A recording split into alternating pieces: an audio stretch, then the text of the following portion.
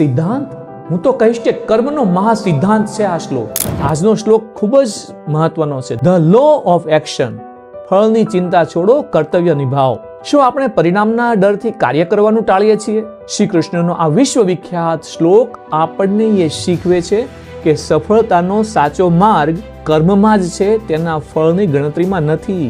શ્લોક છે કર્મણ્યેવાધિકારસ્તે મા ફલેષુ કદાચન મા કર્મ ફલ હેતુર્ભૂ મા તે સંગોત્વ કર્મણિ.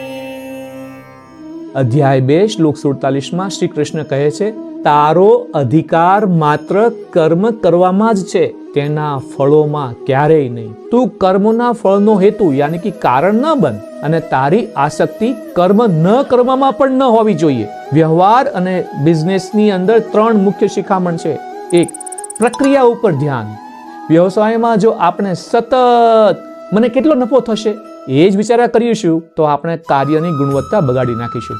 આ શ્લોક આપણને એ શીખવે છે કે આપણું સંપૂર્ણ ધ્યાન અત્યારે ચાલી રહેલા કાર્ય યાની કે પ્રોસેસ પર હોવું જોઈએ, કારણ કે શ્રેષ્ઠ પ્રક્રિયા જ શ્રેષ્ઠ પરિણામ લાવે છે. 2, નિષ્ફળતાના ભયથી મુક્તિ. જ્યારે આપણે ફળ પરથી આપણો અધિકાર છોડી દઈએ છીએ ત્યારે નિષ્ફળતાનો ડર આપોઆપ સમાપ્ત થઈ જાય છે. આપણને એ સમજાવવામાં આવ્યું છે કે જો આપણે પરિણામના વિચારમાં અટવાઈશું નહીં તો આપણે વધુ સાહસિક અને સચોટ નિર્ણયો લઈ શકશું. 3, આળસનો ત્યાગ. ફળ ન મળે તો કામ નથી કરવું એવી માનસિકતા સૌથી જોખમી છે.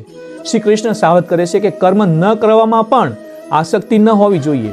વ્યવહારમાં સતત પ્રગતિશીલ રહેવું જોઈએ અને પોતાના કર્તવ્યને નિષ્ઠાપૂર્વક નિભાવવું એ જ સફળતાની ચાવી છે.